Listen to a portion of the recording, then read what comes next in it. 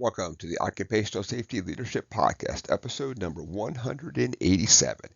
And in today's episode, it's a little follow up of 186, where we talked about soliciting employee input. They are the experts, they know this stuff. I mean, I can read about it, so I'm pretty good, but they are the ones who really do this stuff then. So, 187, we'll focus on always following up.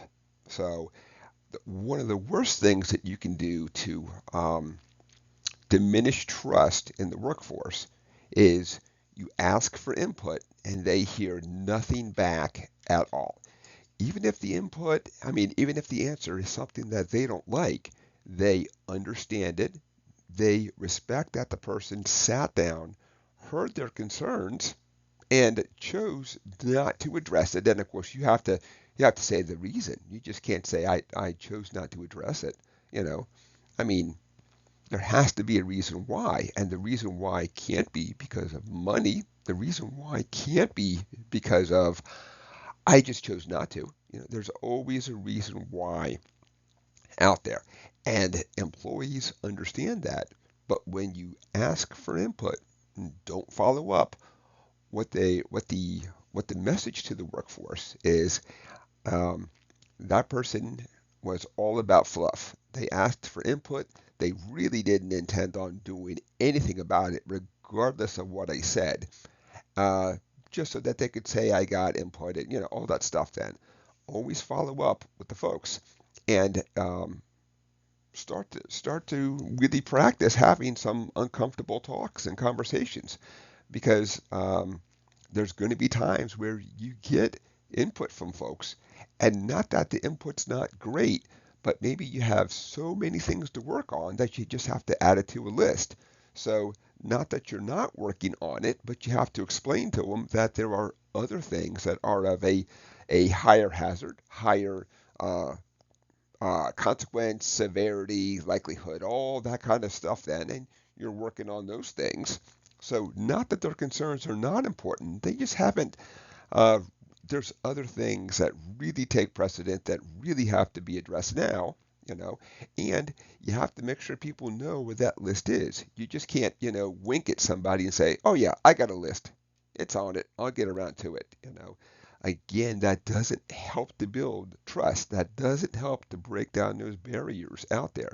What does is when people can see that you're trying to make a difference out there. They understand that you can't do everything all day, every day, and within a couple of days, there's not a single hazard that ever has to be addressed, and everybody just does a high five and runs out the door. They understand that things take time.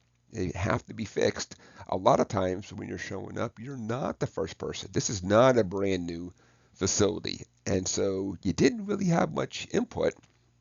You're stuck with what you're stuck with, but you're there to make it better. You're not there to have excuses. You're not there to say management said we don't have the time and the money and everything to work on this, because you do have the time and the money to work on it.